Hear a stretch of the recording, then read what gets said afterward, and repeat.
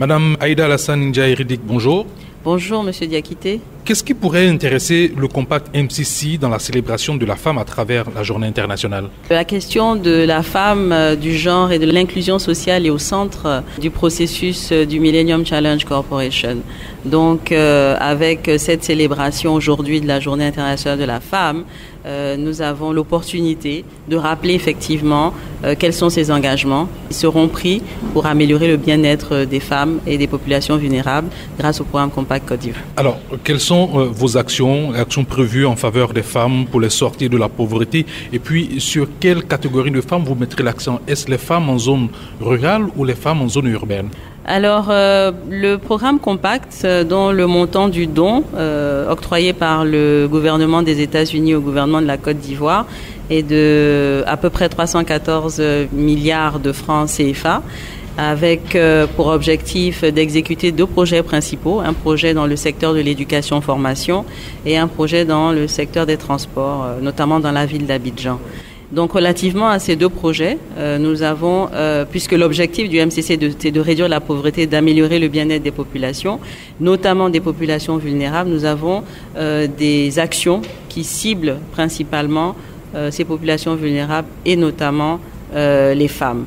Toutes les femmes, on ne parle pas de femmes qu'en milieu urbain. C'est vrai que les projets du transport dans Abidjan concerneront principalement les populations vulnérables dans la ville d'Abidjan, notamment les femmes. Mais nous avons pour le projet éducation-formation, notamment au niveau du secondaire, de la construction de un certain nombre de collèges de proximité dans la région du Gbeke et dans la région de San Pedro et spécifiquement dans des zones rurales.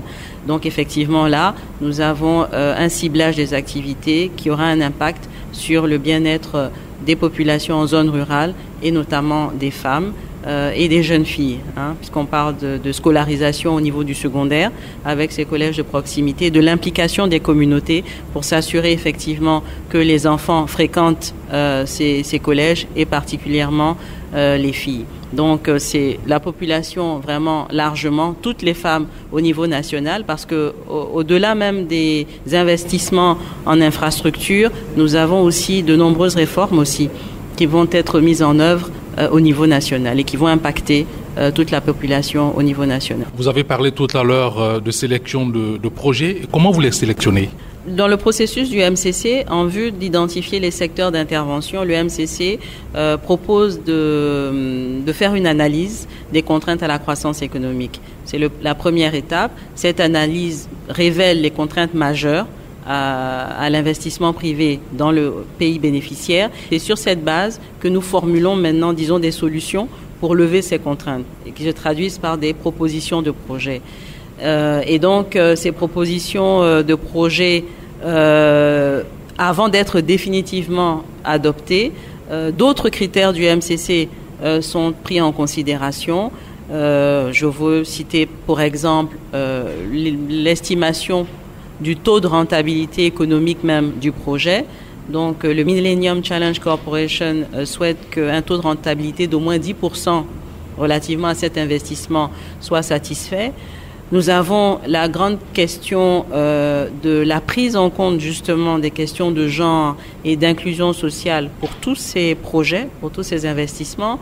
La question de l'évaluation environnementale et sociale également qui doit être prise en compte. Et M. Diakité, nous l'indiquions aussi, l'exécution du programme Compact se fait sur une durée limitée de 5 ans.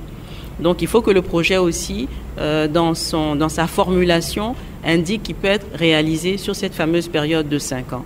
Donc c'est tous ces éléments qui, au finish, permettent au MCC de décider avec le pays bénéficiaire si ce projet-là est un projet, entre guillemets, viable dans le cadre du programme qui sera octroyé au pays bénéficiaire.